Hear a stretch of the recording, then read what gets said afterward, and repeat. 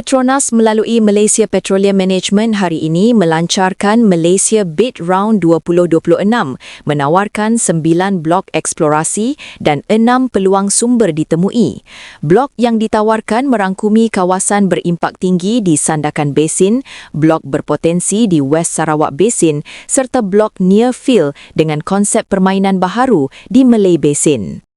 6 peluang sumber ditemui pula menyediakan laluan sedia dibangunkan untuk pencanaan hasil segera.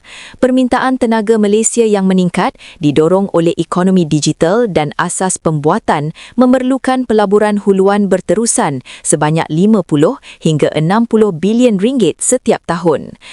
Naib Presiden Kanan MPM Dato' Ir Bacho Pilong menegaskan, aktiviti huluan turut menjana limpahan ekonomi ke sektor hiliran dan industri sokongan.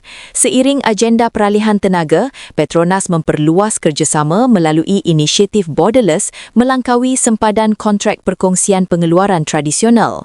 Malaysia Bid Round 2026 menegaskan kedudukan negara sebagai destinasi pelaburan huluan premium dengan peluang strategik untuk masa depan tenaga.